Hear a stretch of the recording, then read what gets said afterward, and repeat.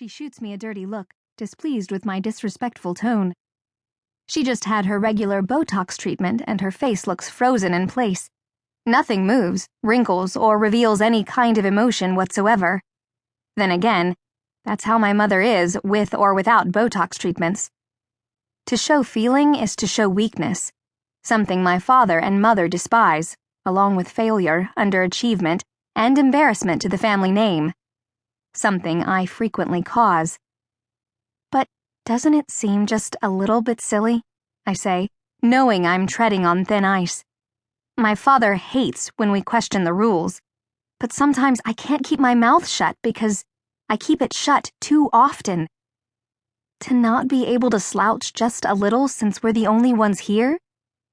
Maybe we should start having her eat at her own table, my father says, taking a bite of his asparagus. You know how I feel about distractions while I'm eating. He's always in a pissy mood, but he's extra pissy today.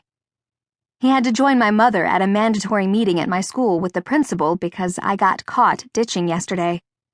It wasn't really a big deal, I just missed gym. But they got called in, and that, in and of itself, caused an embarrassment to my father, which he repeatedly reminded me of in the car ride home. She never does anything right, he'd said to my mother as we drove home.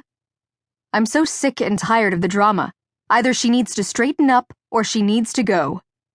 He'd said it like I was a dog or something equally as easy to discard. My mother continues to glare at me from across the table, warning me to keep my mouth shut, that my father is not in the mood for any arguing, like he ever is. She has blue eyes and blonde hair identical to mine, but her hair has started to gray, so she dyes it once every couple of weeks so her roots won't show.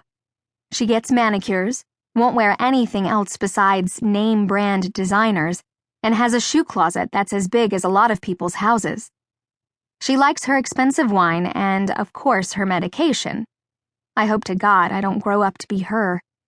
But if my mom has her way, I'll be married off to some well-known family's son, despite the fact that we won't be in love. Love is stupid. Love won't get you happiness, she always says. It's how my mother and father met, which is probably why they sit on opposite ends of the dining table and never make eye contact. Sometimes I wonder how I was ever created, since I've never even seen them kiss. My father's phone chimes from inside his shirt pocket, and he slips it out, checking the screen. He hesitates, and then silences it before returning it to his pocket. Who was that? My mother asks, even though she already knows. We all do, even the maids. Business, he mutters, and stuffs his mouth with asparagus. Business is his 24-year-old mistress, who my mother knows about but won't ever say anything to my father about. I overheard her talking to her mother about it, and they'd both agreed that it was a sacrifice of her luxurious life. My mother acted like it was no big deal, but I could hear the hurt in her tone then, like I can spot agitation in her eyes now. I think it makes her feel like she's losing her beauty and youth, since she's getting older, grayer, and the wrinkles are starting to show. Well, will you please tell business not to call at the dinner table? She stabs her fork into her chicken. And Lila, I will not warn you again. Sit up straight or you will go to your room without dinner. You're going to end up with a hump on your back and then no one will ever want you. I really think we should reconsider sending her to that boarding school in New York that you sent Abby to, my father says without looking at me. He straightens his tie and takes a bite of food. Actually, I think we should. I don't want to have to worry about raising her anymore. It's too much drama, and I don't have the patience for it.